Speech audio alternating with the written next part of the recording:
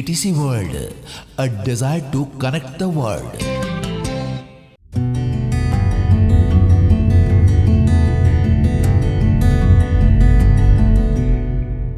चलिए, basic of computer में आपका स्वागत है। इसमें पिछले क्लास में हम कीबोर्ड के बारे में बताए थे और उससे फंक्शन के बारे में बताए थे। तो यहाँ पर हम थोड़ा सा एक चीज़ बताना चाहेंगे कि जैसे हमने यूपीएस में लाइन दिया था, तो यूपीएस हम दिखाए थे, तो यूपीएस में लाइन दिए थे, तो वहाँ पर क्या हुआ कि कंप्यूटर तुरंत क्यों नहीं खुला, जबकि हम बिजली उसमें आया, यूपीएस मेरा रेडी हो गया और सीपीयू के द्वारा मैंने उसमें लाइन दिया, लेकिन कंप्यूटर में डिस्प्ले तुरंत नहीं आया। तो वहाँ पर हमने क्या देखा कि कुछ प्रोसेसिंग हुआ, ब्लैक स्क्रीन आया, विंडोज़ का लोगो आया और थोड़ी देर के बाद हम लोग हॉल्ट पर पहुँचे। तो वहाँ पर होता क्या है, तो यहाँ पर जो है हम लोग जैसे ही स्विच ऑन कंप्यूटर करते हैं, तो इसमें हम क्या क्या किए थे, यानी जो ऑन किए थे हमने क्या किया था। तो पहले हम क्या करना चाहिए जब हम कंप्यूटर ऑन करेंगे, तो क्या क्या सावधानी हमको रखनी चाहिए, जो हम यहाँ से रिवीजन करेंगे। फिर हम 15 पॉइंट जो हम पढ़ाए थे उससे वहाँ से आगे हम बढ़ेंगे। तो यहाँ पर देखते हैं कि सबसे पहले check your electric connection and switch it on, कि जब हम यूपीएस जोड़ते हैं सबसे पहले हम उसमें जो बिजली प्रभावित हो रही है वो चेक करेंगे कि बिजली उसमें आ रही है या नहीं आ रही है। अगर उसमें बिजली नहीं आएगी तो ऑन तो हो जाएगा, लेकिन उसका कलर येलो हो गया था, वहाँ भी हम करके दिखाए थे। लेकिन जब उसमें बिजली प्रभावित हो जाएगी तो जब उसको ऑन करेंगे तो उसका कलर कैसा होगा, ग्रीन होगा। तो यूपीएस को क्या बोलते हैं हम, यूपीएस का फुल फॉर्म क्या है, अनइंटरप्टेड पावर सप्लाई, अर्थात कि ऐसी कनेक्शन जिसमें बिजली लगातार चलता रहे, बिना रुके चला रहे, है ना, बिना रुके बिजली आपको मिलता रहे। तो चूंकि कंप्यूटर में अगर बिजली बंद हो जाएगा तो अचानक अगर कंप्यूटर को बंद करते हैं, कंप्यूटर का डेटा करप्ट कर सकता है, यहाँ तक कि मदरबोर्ड में भी प्रॉब्लम आ सकता है, हार्ड डिस्क खराब हो सकता है, रैम खराब हो सकता है। तो इसलिए इसको चाहिए अनइंटरप्टेड पावर सप्लाई, मतलब ऐसा पावर सप्लाई जिसमें हमको बिजली लगातार मिलता रहे। एंड तब उसके बाद हम इसको स्विच करेंगे। तो यहाँ से हम देखेंगे कि जब तक उसमें इलेक्ट्रिक प्रभावित नहीं होती है तो उसको हम यूपीएस को डायरेक्ट नहीं चलाएंगे। Now switch on your computer, अब उसके बाद कंप्यूटर को स्विच करेंगे। Your computer starts but directly it is not open, लेकिन जब हम स्विच ऑन कर देते हैं कंप्यूटर के बटन को तो फिर भी ये डायरेक्टली स्टार्ट नहीं होती है, इट टेक्स समटाइम्स। स्टार्ट होने में क्या होता है, कंप्यूटर को डिले होता है। Therefore wait for a while, यहां पर क्या करेंगे, थोड़ी देर वेट करेंगे। When it opens it will halt on, log on window if it is password protected. Here type your user ID and password and press enter, click on OK. यदि password protected है आपका system, तो जहां पर halt हुआ है उस halt वाले स्थान को क्या बोलते हैं, लॉग ऑन विंडो। तो वहां पर हम क्या करेंगे, अपना यूजर जो भी नाम लिखे हैं और जो भी पासवर्ड है डालेंगे और हम आगे बढ़ जाएंगे। अब तो सिर्फ पासवर्ड रहता है, जो पुराना हमारा विंडोज था, जैसे एक्सपी था, विंडोज 7 वगैरह था, तो उसमें क्या था कि यूजर नेम भी लिखा रहता है। यहां पर क्या है कि आप सिर्फ पासवर्ड एक ही डब्बा वहां पर मिलेगा विंडो 10 में, तो जो उसमें एक बार डालें बस आगे निकल जाएगा, यूजर नेम नहीं रहता है। लेकिन यूजर नेम तब रहता है जब उसमें कई सिस्टम को कनेक्ट करके रखें, ठीक है ना, तब ऊपर में यूजर नेम नीचे पासवर्ड, अगर उस तरह से रहा। लेकिन नॉर्मल अवस्था में जो अभी हम विंडो 10 में देख रहे हैं, तो उसमें जो है सिर्फ पासवर्ड जैसे ही उसमें पुट करेंगे ऑटोमेटिक ले लेगा और आपका सिस्टम खुल जाएगा। आगे देखते हैं। तो यहां पर हमने क्या देखा कि जब ओके बटन को दबाए तो मेरा कंप्यूटर खुल गया। तो now your computer is open and you are on the desktop screen. जब वहां से हम आगे बढ़ते हैं तो कहां पर पहुंच जाते हैं, डेस्कटॉप स्क्रीन पर पहुंच जाते हैं। Here you can start your desirable work, अब वहां से हम स्टार्ट कर सकते हैं। मतलब जैसे ही हम कंप्यूटर को ऑन किए तो यहां पर पहुंच गए, और यहां पर पहुंचने के बाद सबसे पहले हम रिफ्रेश करेंगे, ठीक है ना। हम जिस प्रकार से अपना व्यूज चाहते हैं वो व्यूज यहां पर देख सकते हैं। तो रिफ्रेश करने के लिए पिछले क्लास में बताए थे कि ब्लैंक एरिया जहां पर खाली जगह है, उस खाली जगह पर हम राइट क्लिक करके रिफ्रेश पर क्लिक कर देंगे, ठीक है ना। तो आगे देखते हैं। आगे है यहां पर बूटिंग प्रोसेस दिया हुआ है कि when we start computer it takes sometimes to be opened, it is called booting process of the computer. जब हम कंप्यूटर को ऑन किए तो डायरेक्टली स्टार्ट नहीं हुआ, कंप्यूटर को स्टार्ट होने में थोड़ा सा समय लगा। तो इसी समय लगने की क्रिया को क्या बोला जाता है? Booting process. जब मोबाइल को भी ऑन करते हैं तो तुरंत नहीं खुलता है, वहां सैमसंग लिखाया, एंड्रॉयड लिखाया, धीरे धीरे जो है आपका डिस्प्ले आपके सामने आता है और तब उसके बाद कंप्यूटर खुलता है, आपका मोबाइल या कंप्यूटर खुलता है। तो सेम जो कंप्यूटर है और मोबाइल है, दोनों का टेक्नोलॉजी सेम है, दोनों एक ही तरह से कार्य करते हैं। उसमें भी एक ऑपरेटिंग सिस्टम है जिसको हम लोग एंड्रॉयड बोलते हैं, और आपके कंप्यूटर में भी एक विंडोज है, ऑपरेटिंग सिस्टम है, जिसको हम विंडोज 10 या 7 या जो भी हम यूज करते हैं उस नाम से हम उसको जानते हैं। ठीक है, अब यहां पर होता है कि आखिर बूटिंग प्रोसेस में होता क्या है। ठीक है ना, हमने क्या किया, यूपीएस में लाइन दिया, सीपीयू में लाइन गया और कंप्यूटर एक बार में स्टार्ट नहीं हुआ। तो क्यों नहीं स्टार्ट हुआ? कि वहां पर कंप्यूटर बूटिंग प्रोसेस में था। अब यहां पर प्रश्न है कि what happens in booting process. Booting process में आखिर होता क्या है? क्या है बूटिंग प्रोसेस? ठीक है ना, आपका मोबाइल हो, कंप्यूटर हो, शीघ्रता से एक बार में बटन दाबने से स्टार्ट नहीं होता, वो धीरे धीरे प्रोसेसिंग के साथ स्टार्ट होता है। वो करता क्या है? In booting process the computer reads all the components. Booting process में कंप्यूटर क्या करता है? जो कंप्यूटर में सॉफ्टवेयर है, जो मुख्य सॉफ्टवेयर है, खास करके सिस्टम सॉफ्टवेयर, वो सारे कंपोनेंट्स को पढ़ता है, हार्डवेयर को चेक करता है कि कोई भी हार्डवेयर इसमें खराब तो नहीं है या गड़बड़ तो नहीं हो रही है, सही से काम कर रहा है कि नहीं। And software as well as it adjusts all of them to work smoothly. और बूटिंग प्रोसेस क्या करता है? सबको सही तरीके से कार्य करने के लिए प्रेरित करता है या उनको एक्टिव करता है, ताकि आगे जब कंप्यूटर चले या मोबाइल चले तो स्मूथली चले। ठीक है ना, जब तक बूटिंग प्रोसेस सक्सेस नहीं होगा तो आपका डिस्प्ले नहीं आएगा। यहां पर दूसरा ऑप्शन था लॉग ऑन या लॉग इन विंडो। ये क्या है कि after booting process when the display stage at a window where we find user ID and password, this is called log on और लॉग इन विंडो। जहां पर computer रुक जाता है आकर के, जैसे हम ऑन किए, प्रोसेसिंग होने के बाद यानी बूटिंग प्रोसेस खत्म हो गया, और बूटिंग प्रोसेस के बाद जो फर्स्ट विंडो आ जाता है यानी फर्स्ट स्क्रीन आता है, और जहां पर हम पासवर्ड डालते हैं या यूजर आईडी डालते हैं, तो उस भाग को हम क्या बोलते हैं? लॉग ऑन विंडो या लॉग इन विंडो। ठीक है, अगर आप लोग कभी टेस्ट दीजिएगा, जिनको हाई क्वालिटी चाहिए पढ़ाई में, उनको थ्योरी भी बढ़िया चाहिए, तो ये सब आपको नोट करना पड़ेगा। तो आप अपने नोटबुक में पॉज करके, जब इसका प्रसारण आपका यूट्यूब पर होगा तो वहां पर आप इसको पॉज करके लिख सकते हैं। यहां पर आपको सिर्फ समझने के लिए आना है।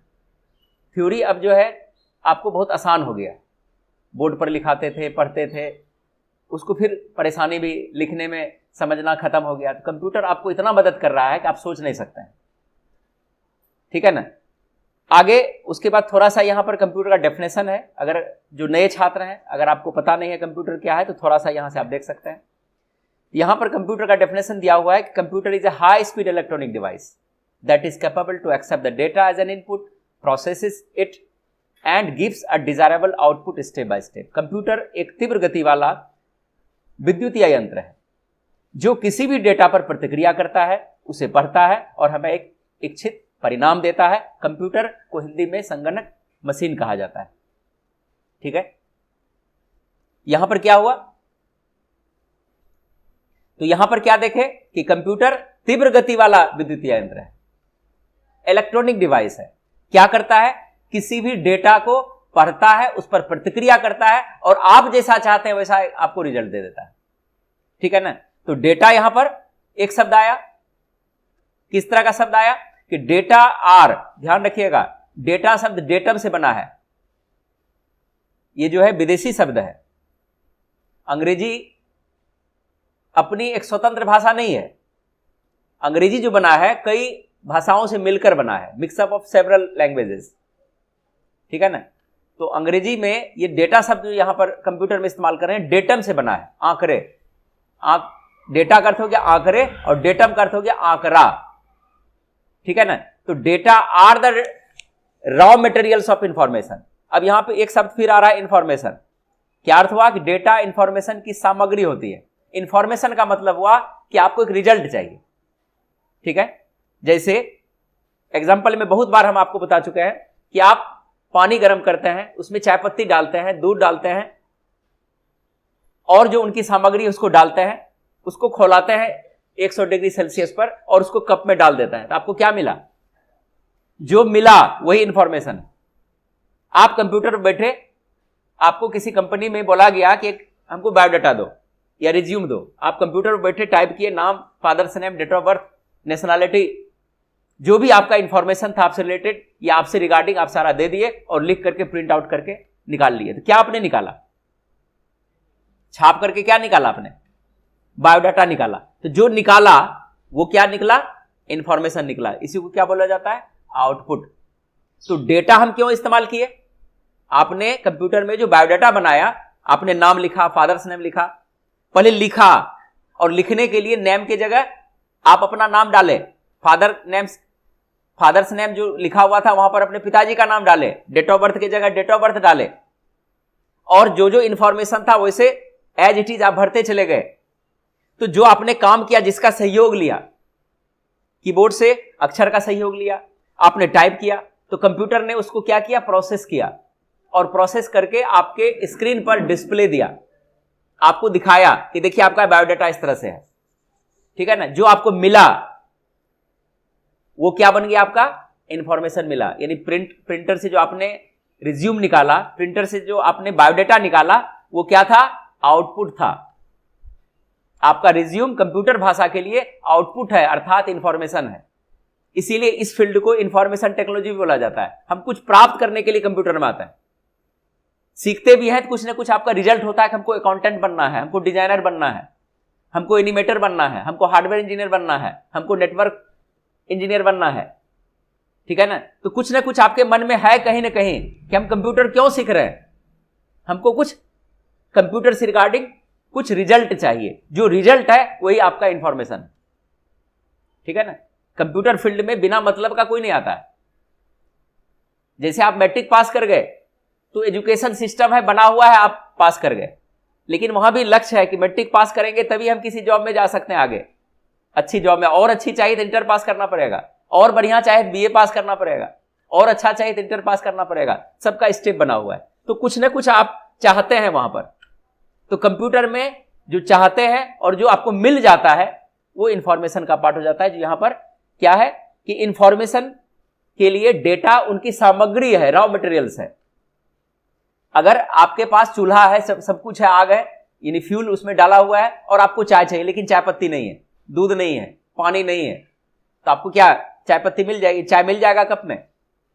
उसके लिए सामग्री चाहिए ना। तो आप बोले सामग्री दीजिए, और सामग्री अगर मिल जाएगा तो चाय तो आपके कप में जाना ही है। तब जब छांक के निकालेंगे निकलेगा, लेकिन सामग्री नहीं बनेगा किससे? तो जो सामग्री है वो सारा सामग्री कंप्यूटर का भाषा में डेटा बोला जाता है उसको। क्लियर हुआ? यहां पर है डेटा इंफॉर्मेशन की सामग्री होती है, या दूसरे शब्दों में कहा जाए जिनका प्रयोग कर हम किसी भी प्रकार के कंप्यूटर पर परिणाम प्राप्त करते हैं, वे सारे डेटा के ही रूप हैं। कुछ भी हो, लिखने का काम हो, आपको गाना सुनना है तो गाना पहले आपके कंप्यूटर में अवेलेबल होना चाहिए या इंटरनेट से उनका कनेक्शन होना चाहिए, और गाना सुनने के लिए कम से कम आप टाइप करेंगे कि कौन गाना सुनना है, उस गाना को आपको निकालना पड़ेगा, है ना? गाना है नहीं, आप बैठे हैं कंप्यूटर पर, प्रार्थना कर रहे हैं कि गाना हमको सुना दीजिए, क्या कंप्यूटर गाना सुनाएगा? ऐसे सुनाएगा अगर वहां पर एलेक्सा ऑन रहेगा। एक सॉफ्टवेयर आई है गूगल की, बहुत सा उसमें साउंड भी है, आप उनको बोलिए, जो बोलिएगा उनका रिजल्ट देगा। अगर आप, लेकिन वहां पर भी आपको उनका माइक तो ऑन करना ही पड़ेगा। अगर ऑन पहले से नहीं है, ऑफ है, तो काम नहीं करेगा। आपके गूगल वॉइस में भी गूगल को पहले आप माइक पर एक बार टिप करते हैं, एक बार उसको क्लिक करते हैं, उंगली से टच करता है, तब वो एक्टिव होता है, और तब जो बोलता है उसका रिजल्ट देता है। तो जो टच किए, तो टच में क्या हुआ? उस जो आपने इंफॉर्मेशन दिया वो डेटा के रूप में गूगल के पास गया, और गूगल ने उसको प्रोसेस किया, और प्रोसेस करके आपको रिजल्ट दिया। सपोज आप अपने मोबाइल से गूगल सर्च में जाकर के बाइक को ऑन किए और बोले कि भारत की राजधानी कहां है, तो उधर से आपको जवाब आ जाएगा दिल्ली, और दिल्ली का उस डिटेल्स भी आना चालू हो जाएगा, आएगा ना? तो क्या बिना वहां बोले रिजल्ट मिलता? अगर वहां पर प्रोसेसिंग नहीं होता तो रिजल्ट नहीं मिलता। ठीक है? तो समझ में आ रही है सबको? अब आगे देखते हैं। अब यहां पर एक डेटा क्या क्या हो सकता है। डेटा में भी एनी कैरेक्टर, डेटा कोई भी करैक्टर हो सकता है, इमेजेस हो सकता है, कोई भी ऑब्जेक्ट हो सकता है। डेटा कोई भी करैक्टर है, इमेज है, या कोई भी ऑब्जेक्ट हो सकता है। ठीक है। इंफॉर्मेशन क्या है? द एनालाइज डेटा और the result what we get after data processing are called information. क्या अर्थ हुआ कि जब प्रोसेस कंप्लीट हो गया, हमने गूगल के सर्च में जाकर के माइक को ऑन किया और पूछा कि भारत की राजधानी क्या है, यानी भारत की राजधानी कहां है, तो उधर से जवाब आया दिल्ली। तो क्या मिला आपको रिजल्ट? दिल्ली शब्द मिला ना। आपने घर में बोला चाय बना के लाइए, कब पहुंच गया और चाय, तो आपको मिला क्या? चाय मिला। तो जो चीज आपको प्राप्त हुआ, जब गूगल ने उसको प्रोसेसिंग किया और उस प्रोसेसिंग करके जो आपको रिजल्ट दे दिया, तो वही तो इंफॉर्मेशन है। तो एनालाइज्ड मतलब उसको विश्लेषित कर दिया, जो चाह रहे थे वो आपको मिल गया। तो विश्लेषित डेटा या जो परिणाम हमें डेटा के प्रतिक्रिया होने के बाद प्राप्त होती है, वे सारे इंफॉर्मेशन के ही रूप हैं। ठीक है। तो यहां पर हमने क्या देखा? हमको मिल गया, बायोडाटा बना रहे थे, बायोडाटा मिल गया। चाय को प्रोसेस किए, उसमें पत्ती, दूध, चीनी डाल करके हमको चाय मिल गया। तो ये इंफॉर्मेशन है और इसी को एनालाइज डेटा बोला जाता है। अगर प्रश्न आ जाएगा व्हाट इज एनालाइज्ड डेटा, तो information is the analysed data, मतलब वो डेटा पर सारा काम कंप्लीट हो गया है। आप अगर प्रिंटर से बायोडाटा निकाल लिए, रिज्यूम निकाल लिए, तो रिज्यूम जो हम बना रहे थे उसकी प्रक्रिया खत्म हो चुकी है और आपको परिणाम मिल चुका है। आपने वैकेंसी को भरा, सारा कुछ इंफॉर्मेशन डाल दिए, सारा डिटेल्स भर दिए और आपको कैफे में जाकर के आपको एक रिसिप्ट दिया, देखिए आपका जो बोले थे भरने, आपका एसएससी में भरे थे, हम आपको दे दिए कागज। अब तो जो कागज आपको मिला, रिसिप्ट मिला, तो आपका भरने की प्रक्रिया चल रही है कि खत्म हो गई? और लेकिन आपको मिला क्या कि आप भर के कंप्लीट कर लिए, तो सारा डेटा उसमें फीड अप हो चुका है और आपको इंफॉर्मेशन के रूप में एक रिसिप्ट मिल गया। ठीक है ना। तो जो मिला लास्ट में वो क्या था? इंफॉर्मेशन है। तो उसी को एनालाइज डेटा बोलेंगे ना। यहां पर दिया हुआ है छोटा सा एग्जांपल है, फिर हम लोग 15 पॉइंट से चलेंगे जो हम लोग छोड़े थे, या यहां से हम लोग सिस्टमेटिक ढंग से वहां तक पहुंच जाएंगे। अब यहां पर देखिए, to display the word India, हमको किसी स्क्रीन पर इंडिया शब्द लिखना है। तो आप सिर्फ यहां तो इंडिया अभी लिख के ही किया है, लेकिन क्या INDIA लिखे बगैर, टाइप किए बगैर या बोले बगैर क्या आपको डिस्प्ले मिलेगा इसका? है ना। हमारे कीबोर्ड से जब तक INDIA नहीं टाइप होगा तब तक आपको स्क्रीन पर इसका डिस्प्ले नहीं मिलेगा। तो यहां पर INDIA करैक्टर जो है डेटा है, और जब लिखा हुआ आपको डिस्प्ले हो जाएगा तो ये इंफॉर्मेशन हो जाएगा। क्लियर है? यहां तक समझ में आ गया?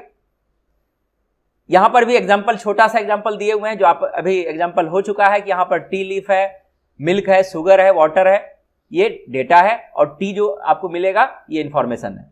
उसी तरह से जैसे देखिए हम खाने में मिष्ठान बनाते हैं, जिसमें हलवा एक शब्द हम यहां पर दिए हैं कि सूजी, शुगर, घी डेटा है, और जो आपको मिलेगा प्लेट में ये इंफॉर्मेशन है। अब यहां पर दिया गया है कि how to insert data inside the computer system. Data को हम कंप्यूटर सिस्टम में डालेंगे कैसे? ये पिछली क्लास में बताया कि कंप्यूटर में आखिर डेटा प्रोसेस होने का साधन तो चाहिए ना,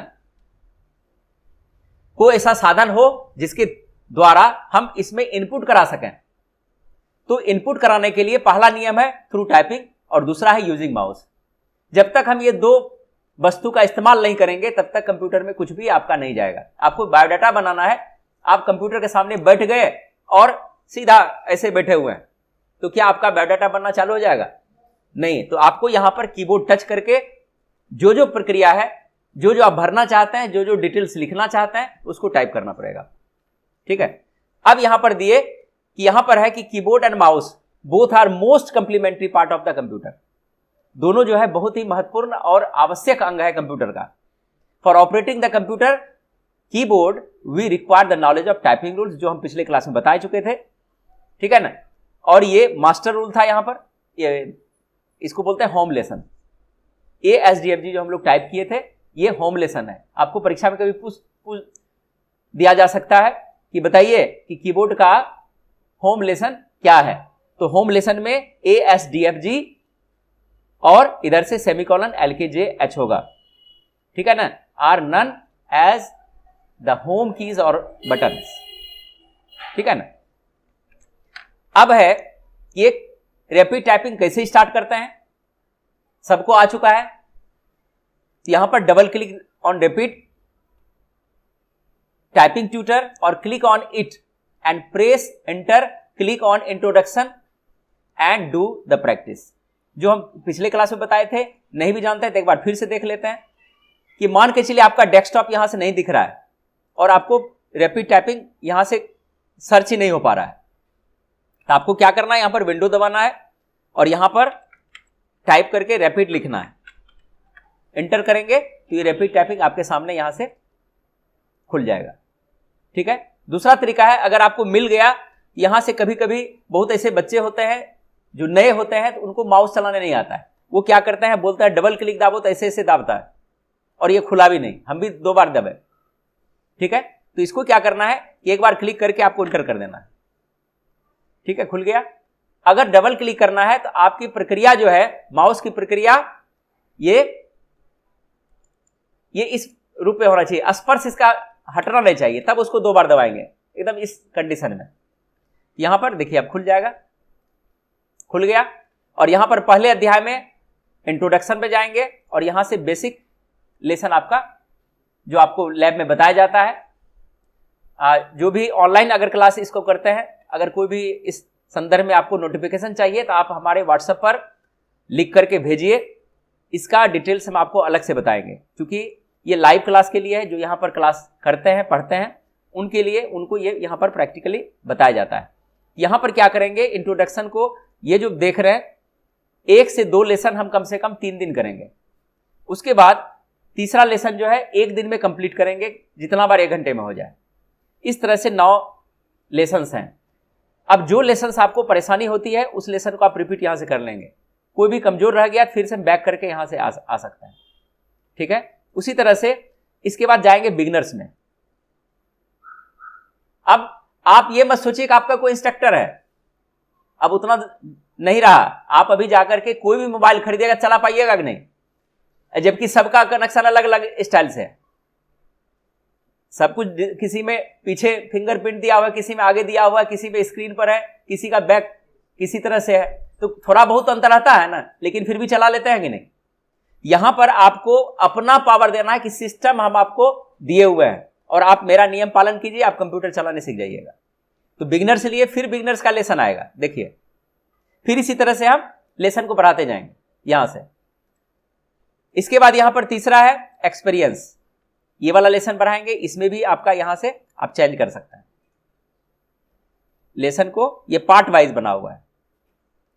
एक्सपीरियंस के बाद आता है एडवांस, और एडवांस में आपका टाइपिंग का जो भी रूल है उसको पालन करेंगे। और लगभग आप लोग जितने भी ओल्ड स्टूडेंट्स हैं, अब आप लोग बेसिक को छोड़ करके इस लेसन को कीजिए। यहां पर दिया हुआ है, ये तीर बना हुआ है, ये क्या बता रहा है, यहां टैब दबाना है और यहां से शिफ्ट लेके इस तरह से टाइप करना है, ठीक है। देखना अब स्क्रीन को है और टाइप करते जाना है। आप इसको मोबाइल पर भी कर सकते हैं, लेकिन मोबाइल में आपको OTG लगाना है और कीबोर्ड खरीद के आप प्रैक्टिस कर सकते हैं। लेकिन उसमें टाइपिंग, अगर सॉफ्टवेयर जरूरी नहीं कि यही होना चाहिए, आप गूगल में जाके टाइपिंग प्रैक्टिस टाइप कर दीजिएगा और वहां टाइपिंग लेसन आ जाएगा अपने आप। आप मोबाइल को आगे रख दीजिए और टाइपिंग प्रैक्टिस कीजिए। कितना सरल तरीका आपको बताएं। लेकिन आपके मोबाइल में एटलीस्ट 4 GB होना चाहिए और बढ़िया टावर होना चाहिए, आप घर में प्रैक्टिस कर सकते हैं। लेकिन कंप्यूटर की तरह वो थोड़ा वर्क नहीं करेगा, थोड़ा स्लो रहेगा, ठीक है ना, क्योंकि वो मोबाइल टेक्नोलॉजी से वर्क काम करता है, ठीक है। गलती हुआ इसी तरह से हो जाएगा। गलती को बैक स्पेस से हम डिलीट करते जाएंगे, ठीक है ना। हमको उम्मीद है कि ये टाइपिंग ट्यूटर आप चला सकते हैं अपने से और एडवांस लेसन करेंगे, ठीक है। इसको हम खत्म करते हैं। अब आगे है आपका सम इंपॉर्टेंट फैक्ट्स। यहां देखिए, जब कंप्यूटर खुला तो ये स्क्रीन आया। इस स्क्रीन पर आखिर हमने क्या क्या देखा, इस स्क्रीन पर यहां देखिए, this is the desktop screen, मतलब जो स्क्रीन आपको दिखा रहा है इसको डेस्कटॉप स्क्रीन कहा जाता है। और या this is called the window, इसी को क्या बोलते हैं, विंडो भी बोलते हैं। ठीक है, ये विंडो 7 का पहले का पिक्चर दिया हुआ है। अभी आपके सामने विंडो 10 का ये स्क्रीन है, तो आप सभी इसको जानते हैं, इसलिए हम इसको ज्यादा यहां पर रखना नहीं चाह रहे हैं। अब यहां पर देखते हैं क्या है। यहां जो देख रहे हैं नीचे, ये टास्क बार है, ये यहां से देख सकते हैं नीचे, ये टास्क बार है। इसके बाद ये जो है विंडो 10 की स्क्रीन है, जो बाद में हमने फिर इसमें ऐड किया था। वो विंडो 7 की स्क्रीन थी, ये विंडो 10 की स्क्रीन है।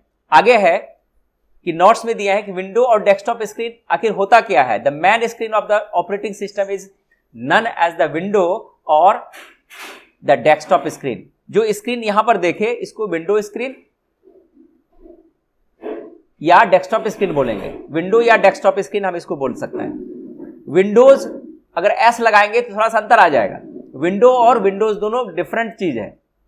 तो विंडोज का अर्थ होता है ऑपरेटिंग सिस्टम, अर्थात ओएस। ठीक है, जिस पर हमारा सारा सॉफ्टवेयर चलता है, वो आपका ऑपरेटिंग सिस्टम है।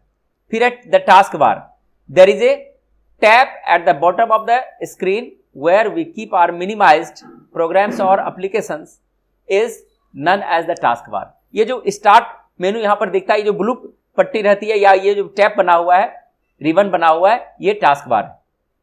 ठीक है, अब है यहां पर हम कुछ मेंटेन भी दिए हैं कि कंप्यूटर पर अभी क्या क्या करेंगे, क्या नहीं करेंगे। जब तक हम बिगिनर्स होते हैं तो हमको बहुत सावधानी बरतनी पड़ती है। तो पहला देखिए क्या क्या है। We can maintain the desktop screen by using the following things. पहला है रिफ्रेश। अपने सिस्टम को रिफ्रेश करके मेंटेन कर सकते हैं। By refreshing we can maintain the desktop screen. For this we use F5 on the desktop. या तो रिफ्रेश पर डायरेक्ट कर देंगे या F5 करेंगे। तो यहां पर हम इस तरह से जब रिफ्रेश करते हैं तो इस तरह से देखिए आइकॉन जो है हिलता है, हिल रहा है ना, ये प्रक्रिया रिफ्रेश कहलाई। या यहां से राइट क्लिक करके रिफ्रेश पर क्लिक कर देंगे। आगे है adjusting the icons in a proper way we can maintain the desktop screen. और उसके बाद अगर आपका आइकॉन यत्र तत्र है जैसे तैसे, तो उसको भी आप पहले मेंटेन करके रखेंगे। By applying beautiful wallpaper we can maintain the desktop screen. और स्क्रीन पर इस तरह के वॉलपेपर रखेंगे जो किसी को खराब भी नहीं लगे और आपको भी अच्छा लगे। ये सब चीज आप करके रख सकते हैं जब आप अपना सिस्टम यूज करेंगे। If the icons are not arranged in order we follow this step given below.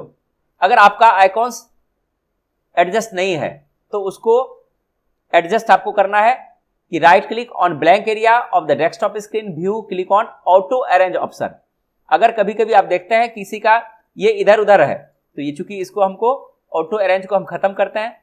ये देखिए आप जैसे तैसे स्क्रीन पर इसको रखे हैं, ठीक है, हम इसको खराब कर रहे हैं, ये ऐसे रखा हुआ है। तो इसको एक बार में ठीक करने के लिए राइट क्लिक करेंगे, व्यूज में यहां पे व्यू में जाएंगे और यहां पर ऑटो अरेंज पर क्लिक कर देंगे। देखिए अपने आप ठीक हो गया ना, समझ में आ रही है। आगे है इंट्रोडक्शन ऑफ कंप्यूटर हार्डवेयर। अब कंप्यूटर हार्डवेयर पहले जानना है, क्योंकि आप बाइक चलाएंगे और बाइक के बारे में पता नहीं है, और पता नहीं है कि बाइक लेके चल दी है, तेल है या नहीं है, गाड़ी में मोबिल लगेगी कि नहीं लगेगी, गाड़ी में हवा है कि नहीं है। तो सबसे पहले जिस चीज को आप चलाएंगे उसके बारे में जानकारी चाहिए ना। तो हार्डवेयर क्या होता है? Hardware, the physical components attached to the computer system are known as the hardware of computer. There are 3 units of computer hardware. Hardware क्या हुआ? कंप्यूटर का फिजिकल पार्ट है जिसको हम देख रहे हैं। जैसे अभी हम यहां पर कीबोर्ड चला रहे हैं तो कीबोर्ड हार्डवेयर है, माउस को टच कर रहे हैं, माउस हार्डवेयर है, स्क्रीन आपके सामने है, हार्डवेयर है, सीपीयू का बॉक्स है, हार्डवेयर है, अंदर में मदरबोर्ड है, हार्डवेयर है, रैम है, हार्डवेयर है, एसएमपीएस है, हार्डवेयर है।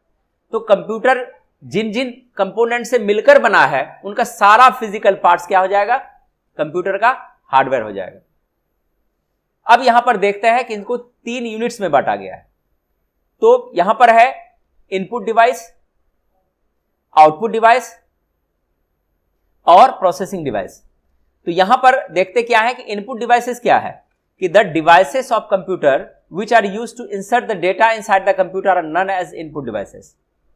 जिनके द्वारा कंप्यूटर में हम डेटा को प्रविष्ट कराते हैं, डेटा को इनपुट के रूप में ग्रहण कराते हैं, तो सारे इनपुट डिवाइसेस होंगे, जैसे कीबोर्ड है, माउस है, जॉयस्टिक है, माइक्रोफोन है इत्यादि। ठीक है। आउटपुट डिवाइसेस, जहां से हमको रिजल्ट मिलता है, ठीक है ना, जहां से हम इंफॉर्मेशन प्राप्त कर लेते हैं। तो बायोडाटा हम कहां से निकाले थे? बायोडाटा हमने लिखा, कहां से हमको कागज मिला? कौन ऐसा कंप्यूटर का मशीन था जिसके द्वारा हमको बायोडाटा मेरे हाथ में आ गया? किसके द्वारा? प्रिंटर के द्वारा। तो जिससे हमको इंफॉर्मेशन मिला तो क्या हो गया? प्रिंटर, वो आउटपुट हो गया। अब हमको पता कैसे चल रहा है कि मेरा नाम इस दिखता है या नहीं दिखता है? तो आप देखने के लिए क्या इस्तेमाल करता है? मॉनिटर इस्तेमाल करता है, ठीक है ना, एलईडी इस्तेमाल करता है, टीवी इस्तेमाल करता है। जहां पर हम देखने का कार्य करते हैं वो क्या कहलाता है? वो भी आपका आउटपुट डिवाइसेस आता है। यहां पर देखिए कि the devices which are used to get the result for getting display are known as output devices. जहां से हम रिजल्ट प्राप्त कर रहे हैं, ठीक है ना, वो सारे डिवाइसेस क्या हो जाएंगे? आउटपुट डिवाइसेस हो जाएंगे। ध्यान रखिएगा, इस चैप्टर से आपका हर कंपटीशन में, बैंकिंग सेक्टर हो, एसएससी हो या टीचर्स वाला भी एग्जाम हो, इस चैप्टर से आपका सवाल किया जाएगा और शॉर्ट फॉर्म बहुत ज्यादा किया जाएगा। ठीक है, पूछ देगा mouse is a dash device, या इज आपको दे दिया, ब्लैक दे दिया, आपको वहां से इज एन इनपुट डिवाइस आपको लगा देना है। अब यहां पर देखिए हम शॉर्ट में दिए हैं कि सच एज मॉनिटर। मॉनिटर क्या होता है? जिस पर हम डिस्प्ले लेते हैं। मोनो मॉनिटर, मोनो मॉनिटर को ब्लैक एंड व्हाइट बोलते हैं, CRT, colour monitor, TFT, thin film transistor इसका शॉर्ट फॉर्म है, LCD, liquid crystal display, LED, light emitting diode, these all display units are called video. इसको video भी बोला जाता है। जिस पर हम डिस्प्ले लेते हैं उनको कंप्यूटर की भाषा में वीडियो बोला जाता है, जिसका नाम है visual display unit. Printer, it is used for getting the print, dot matrix, daisywheel printer, inkjet printer, laser printer इत्यादि। प्रिंटर से हम छाप के या छपाई करके डॉक्यूमेंट्स को निकालते हैं। ठीक है। अब देखिए, these devices are output devices. यहां पर दे दिए मॉनिटर, मॉनिटर में LED, LCD, CRT etcetera. Printers all types हो जाएगा, plotters, projectors, LCD projectors, projection panels, computer output, microfilm, इसको सीओम बोला जाता है। स्पीकर्स, स्पीकर भी आउटपुट है। क्यों? कि स्पीकर के द्वारा हम आवाज को बाहर निकालते हैं और वो भी हमको इंफॉर्मेशन देता है। ठीक है। अब तीसरा नंबर है यहां पर प्रोसेसिंग डिवाइस। वैसे डिवाइसेस जो कंप्यूटर को डेटा प्रोसेसिंग में मदद करे। अगर डेटा पर प्रोसेस नहीं होगा तो डिस्प्ले आपको मिलेगा, और डेटा प्रोसेसिंग सबसे महत्वपूर्ण है। तो हम आपको ऑफलाइन में बताए थे कि कंप्यूटर को सिर्फ एक ही भाषा आती है, लेकिन देखिए कितने भाषा के विद्वान हैं। तो कंप्यूटर में जो भाषा यूज की जाती है वो सिर्फ बाइनरी कोड में लिखे जाते हैं, मशीन लैंग्वेज में लिखे जाते हैं, और उनका जो चिन्ह है सिर्फ 0 और 1 है। लेकिन उसको भाषाविद बनाया किसने?